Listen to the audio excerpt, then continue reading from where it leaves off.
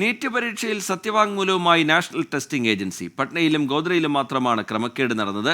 ഒറ്റപ്പെട്ട സംഭവങ്ങളുടെ പേരിൽ പരീക്ഷ പൂർണ്ണമായും റദ്ദാക്കാൻ കഴിയില്ല.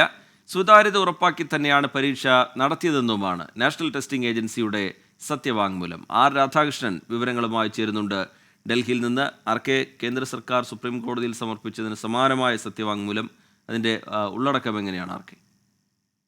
തീർച്ചയായിട്ടും റീജിത്തിന്റെ നിരീക്ഷണം അനുസരിച്ച് ഈ കേന്ദ്ര സർക്കാർ സമർപ്പിച്ച സത്യവാങ്മൂലത്തിന്റെ ഒരുപക്ഷെ പകർപ്പെന്ന് പറയാവുന്ന സത്യവാങ്മൂലം തന്നെയാണ് എൻ ഡി എയും സമർപ്പിച്ചിരിക്കുന്നത്. എൻ ഡി എ ഉന്നയിക്കുന്ന പ്രധാനപ്പെട്ട വാദം ഈ സംഭവം ഒരു ഒറ്റപ്പെട്ട സംഭവമാണ്. രാജ്യത്തെ രണ്ടിടങ്ങളിലാണ് ഈ പരീക്ഷാ ഉദ്യോഗസ്ഥരുടെ സഹായത്തോടുകൂടി ക്രമക്കേട് നടന്നത്.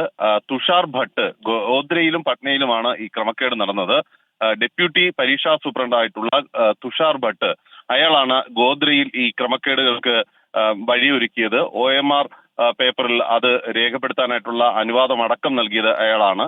പട്നയിലും സമാനമായിട്ടുള്ള സാഹചര്യമാണ് ഉണ്ടായത്. രാജ്യത്തെ മറ്റിടങ്ങളിൽ സംഭവിച്ചത് ഒറ്റപ്പെട്ട ആൾമാറാട്ടം ആണെന്നും ഇത് അപ്പോൾ തന്നെ പരീക്ഷാ അധികൃതർ കണ്ടുപിടിച്ചിരുന്നു എന്നുമാണ് ഇപ്പോൾ NDA വ്യക്തമാക്കിയിരിക്കുന്നത്. ഈ രണ്ടിടങ്ങളിലെ സംഭവത്തിന്റെ അടിസ്ഥാനത്തിൽ പരീക്ഷ പൂർണ്ണമായിട്ടും റദ്ദാക്കുന്നത് മുൻപ് സുപ്രീം കോടതി പല കേസുകളിലും പുറപ്പെടുവിച്ചിട്ടുള്ള ഉത്തരവുകൾക്ക് എതിരായി വരും. ഏതെങ്കിലും ഒരു സാഹചര്യത്തിൽ ഈ പരീക്ഷയുടെ സുതാര്യത ചോദ്യം ചെയ്യപ്പെട്ടിട്ടില്ല. പരീക്ഷ നടന്നത് വളരെ കൃത്യമായിട്ട് തന്നെയാണ്. ഈ ക്രമക്കേടുകൾ കണ്ടെത്തി എന്നുള്ളത് തന്നെ ഈ NDA നടത്തുന്ന പരീക്ഷയുടെ വിശ്വാസ്യത വ്യക്തമാക്കുന്നു എന്നുള്ളതും NDA വാദിക്കുന്നു. ഈ സാഹചര്യത്തിൽ ഈ ഹർജികൾ ഒരുമിച്ച് പരിഗണിക്കുന്ന ഹർജികൾ, അതിൽ ഈ പരീക്ഷ വേണം, അഥവാ പരീക്ഷ റദ്ദാക്കണം, നടന്ന പരീക്ഷ റദ്ദാക്കണമെന്ന ആവശ്യം തള്ളണം എന്നുള്ളതാണ് NDAയുടെ ആവശ്യം.